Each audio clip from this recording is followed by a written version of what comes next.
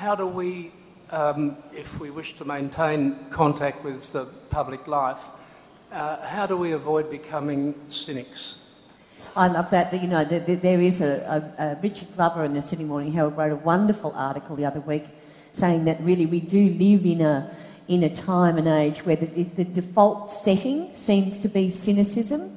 And he gave that wonderful example of that young man who was lost in the Blue Mountains for 10 days. And I was listening to a bit of, what's his name, Oldfield, who's got a shift on Sydney radio. David Oldfield, who was in One Nation. And he was talking to this talkback caller and he said, well, I wouldn't be surprised. You mark my words, they're going to find a cave with a whole lot of chocolate bars filled with Mars bars, and he's been waiting in that cave for 10 days. And I thought, well, where is just the joy that he's alive, you know, and his father's joy for finding him? No, but that's what I think, see? I mean, that there's a cave with Jefferson. With Angelina Jolie in it, no doubt.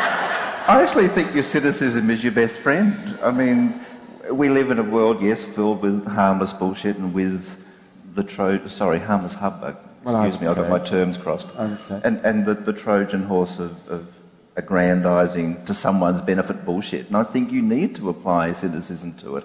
I think it can be done in a damaging way into innocent situations like poor men in the bush deprived of Mars bars. But there are so many other situations in which people are trying to snow you. People are trying to have one over you. They're either trying to get your money or your vote or your custom.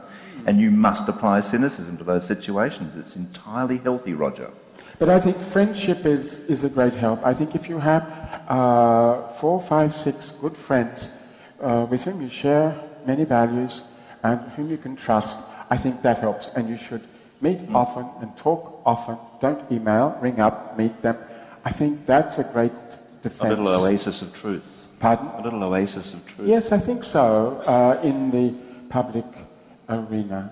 Well, I think I would like to say that... groups. I'd like to say that I think that the wide-eyed, sort of all-believing, optimistic Pollyanna is a species that I really like, and I would really? like to see them die out, really. Uh-huh. Who do you want to see die out? Well, no, I'm saying I love people. I mean, being gullible is not such a bad thing. You know, believing is not such a bad thing. Which is why you're having your children confirmed. I'm not. My husband is. They'll find out soon enough. I'm not about to intervene. We should take you up on that. But no, it is actually. I believe it's actually a way to turn them into thinkers. Yes, I agree with you, Angela. They're going to have to set that against that, and they're going to have to work something. What about astrology? Astrology, as a Libran, Robert.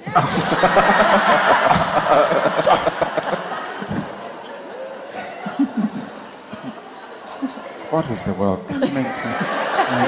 I finally appalled Robert Dessaix by saying the Libran. I love that. That's great. Isn't one of the greatest compliments we tend to pay people when we talk about someone we know is what you see is what you get. We say that, don't we, quite often?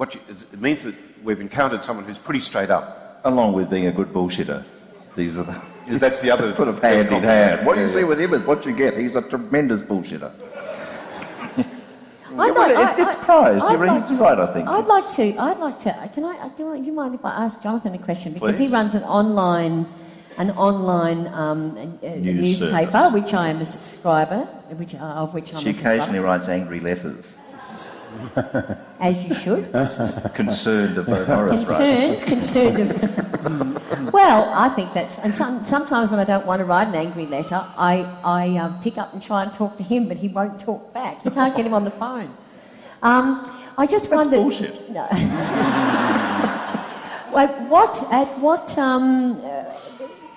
Obviously, you know, in your magazine you get lots and lots of people writing letters all the time. I wonder what you think, and, you know, any news story that you see now will have, say on The Punch, it'll have 635 comments. Sorry, what's The Punch? That's that other online magazine. It's something run by Rupert Murdoch. Yes, don't go there. It is. Or the Daily Telegraph. I just wonder what sort of weight...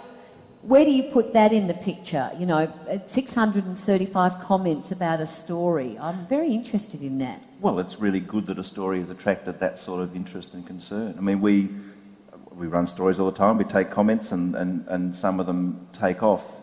usually with a quite intricate argument often. There's a story we've got on the front of our website at the moment, which is on the UN report on the NT intervention, which has been sort of swept under the carpet in the news media and not taken particularly seriously. And this man, excuse me, who's an international expert on Indigenous populations and an Apache man himself, comes out here and he's apparently an armchair critic, according to Tony Abbott. Anyway, on that story on our website, there are currently 50 or so comments, and there are these people taking great pains to set out several hundred words of their view and their argument on that issue, and they're doing this with great honesty. And I mean, it is one of the things you find in those, you're talking about your son and his experiences on YouTube, it's one of the things I think people are free to do a little bit on the internet, and sometimes the expression of this can be a bit harmful and robust, but I think people are freed in those sorts of fora to be more honest, perhaps more open than often they are. That leads to a really clean sort of engagement, a really And so does it lead exchange. to less or more bullshit in the world?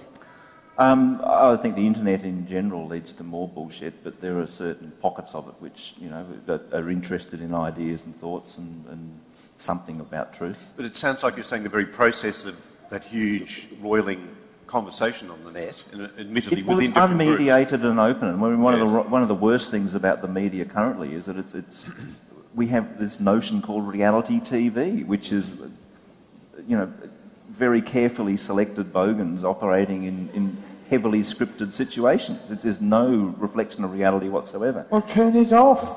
Well, you have that option. but that is like so much of our media that you know, does not represent anything faithful or truthful, and it is mediated to create that. And on the internet, at least in certain pockets, you can get stuff where people have direct access and they can express themselves. Just listening to the discussion, I was, as an ex-school teacher, I was thinking particularly about school reports and those equating to bullshit. I was never Can you give us an example of a typical school report? Well, I taught performing arts and I had some very, very challenging grade 5 and 6 boys who didn't want to dance, who didn't want to sing, who didn't want to make puppets. But in the report, and they set about spoiling almost everything that I attempted to do in one way or another. And your report said about these? Well, I wasn't allowed to say, your son is a dead shit, and, you know, you'd be better off taking him home, parenting him properly and bringing him back. I had to say, it would be really nice if David participated a little more fully in our... And, you know, I left because I was sick of the bullshit that I had to write. And Wendy, particularly, I was wondering what your opinion is of the multi-page primary school reports that you probably have to read now.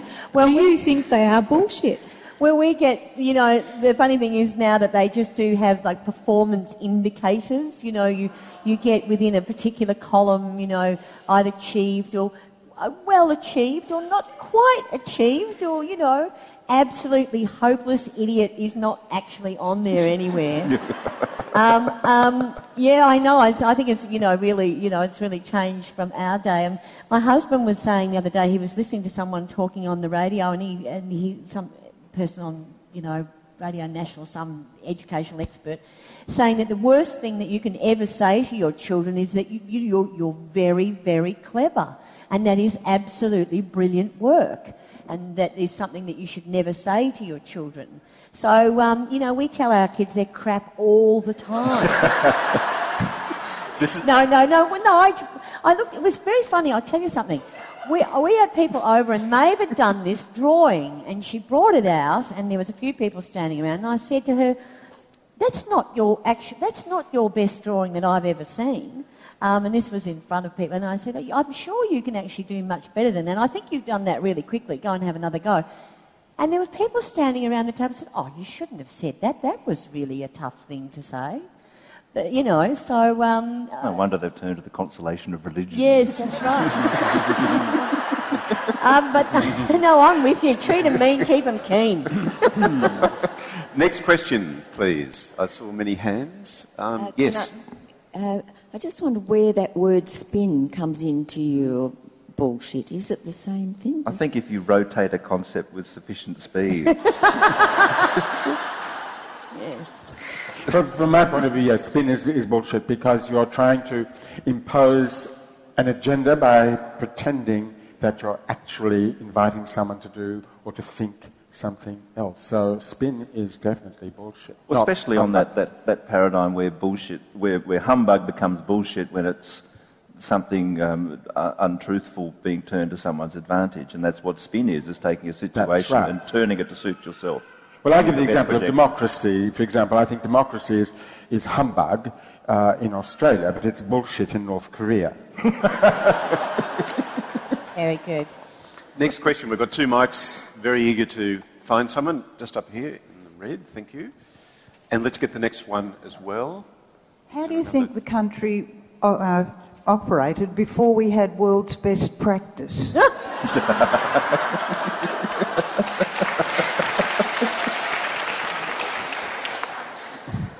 Can't touch that. I just read, I don't know whether any of you have read this book I was telling Jonathan before. There's a fantastic book called The Paradox of Choice by Barry Schwartz. Do you know it, Peter? I've seen it, It's brilliant. And talks about why too much choice is not bad for us. This is a classic case of what's become a real mantra. The choice is what we're all after. We all need more choice. Choice is very, very good for us. And he did these, Robert did these fantastic experiments where if he got 3 jars of jam and you asked people to go and pick a jar of jam, they'd be able to walk in and go, straight away. If you got 6 jars of jam, it would take them twice as long to find which one they wanted, but they would eventually find it. If you gave them 12 jars of jam, they would sit there and go, oh, fuck, I think I'll get peanut butter. because there's only smooth and crunchy to choose from. Sort of thing. But and it's a fantastic book, really saying that we've been sold this idea of choice, and the more and more and more we get of it, the worse our lives become. You clearly have never lived in the Soviet Union. I shopped at GUM, where there was no choice, and I can tell you, 27 brands of marmalade is better than none. Next question, please. I think there's one over here. Yes.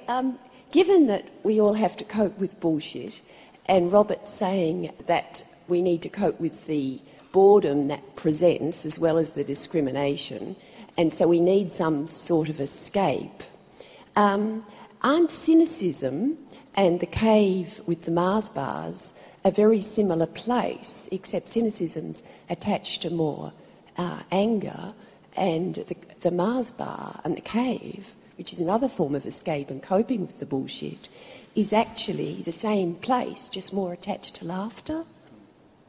Do you think that there... I mean, it's a complicated question, isn't it? But I think anger is always bad if you want to think rationally and if you want to, participate in the world with other people.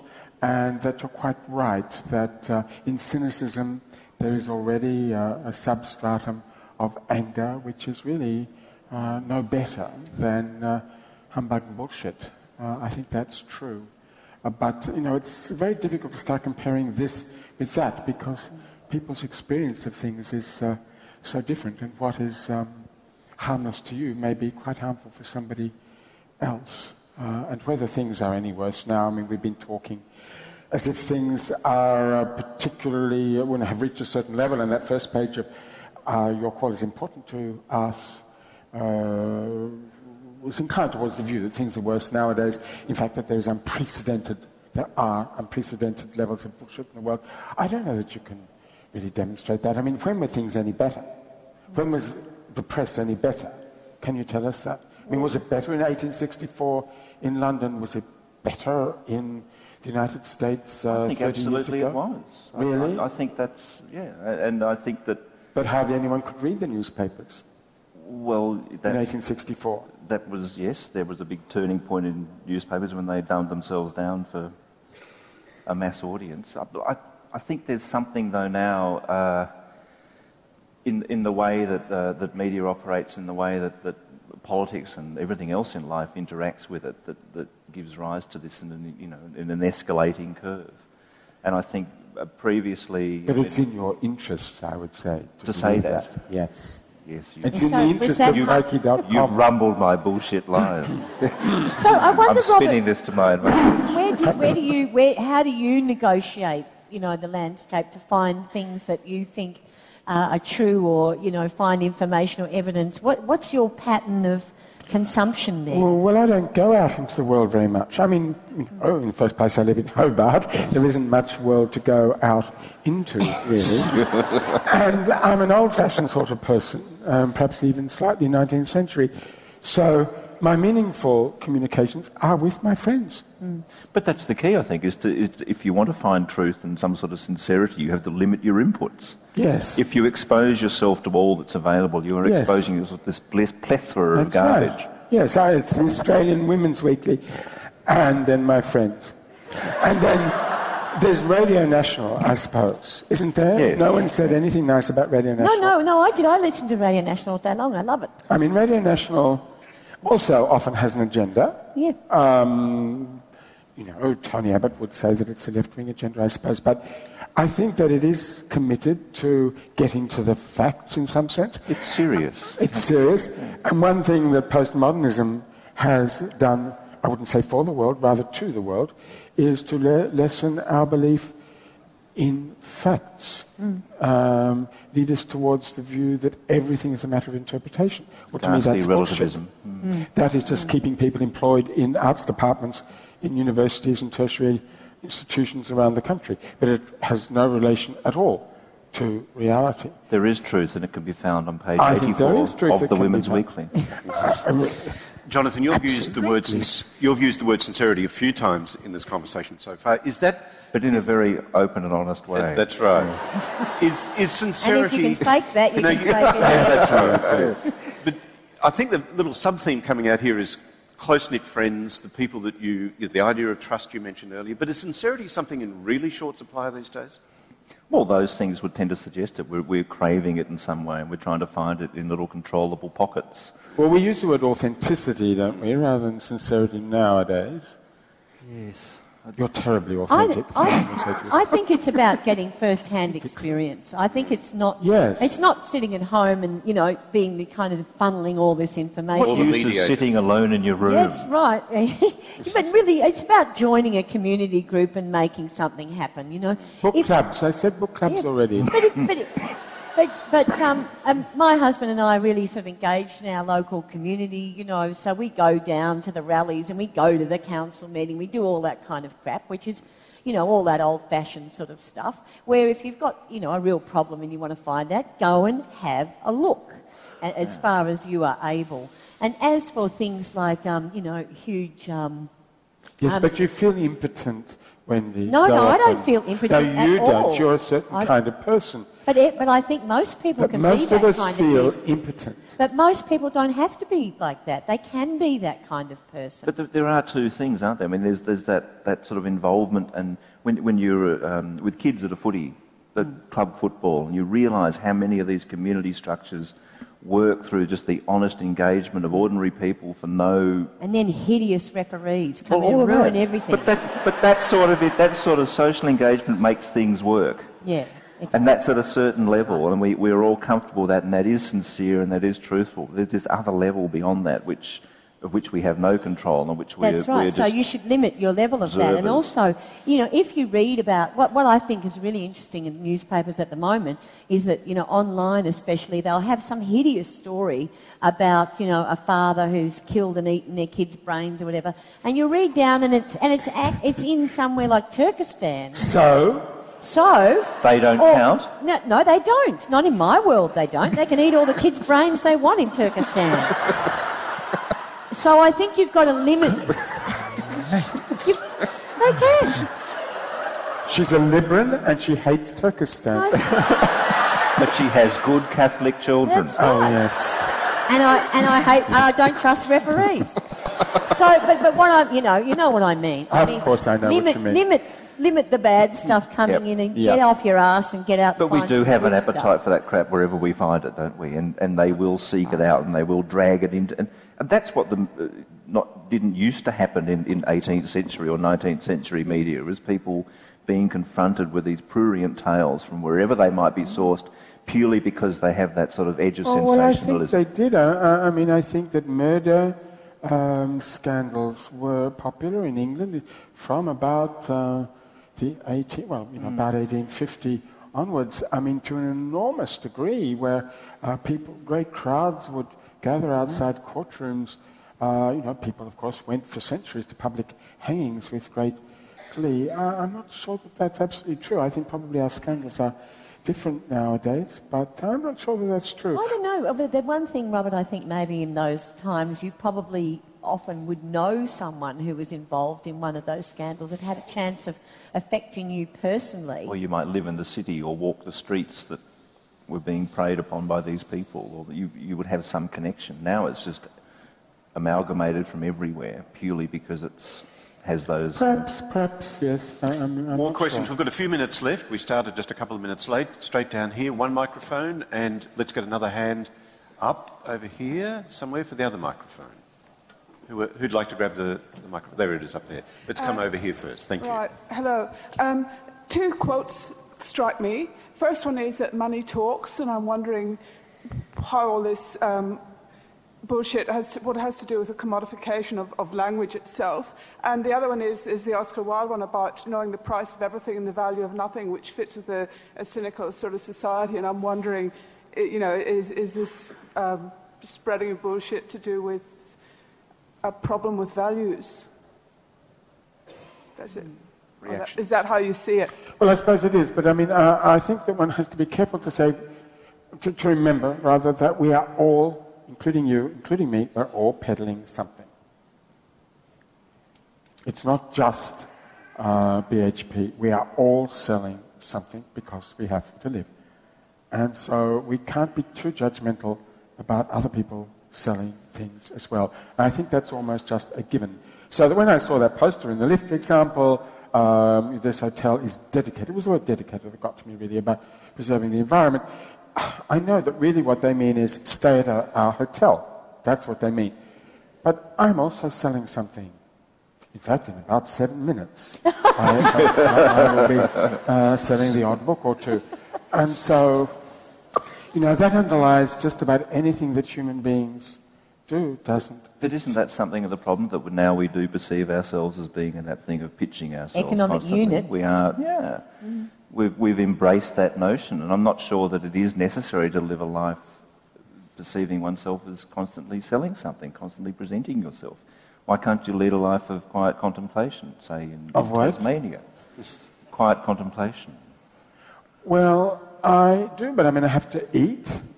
I have to, feed the dog or my partner. I mean, I have to...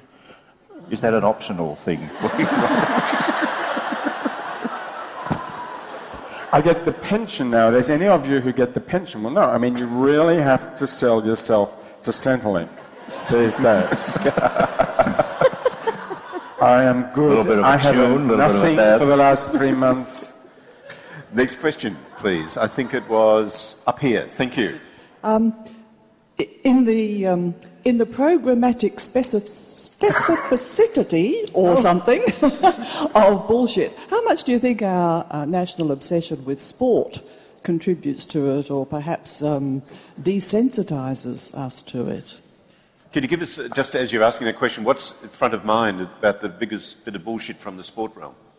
Well, there's been some kind of controversy in the recent week about one very tall footballer flattening a less tall footballer. I think sport's really interesting because at the heart of sport is utter truth. Yes. It is what? Utter truth. No, utter truth. Bear me out, Robert. That sport is a physical encounter. It is a matching of skills. Where it becomes bullshit is where that is then appropriated by a corporate structure. And it becomes peddled as some form of mass entertainment, $1 million making thing that, AFL football played by just kids or grown-ups in a suburb as a pure contest is utterly free of bullshit. There is no such thing. Sport is all about the manufacture of masculinity. Oh. Well, it isn't. Yes, it is. What about netball? Girls play netball, yes, and nobody's interested.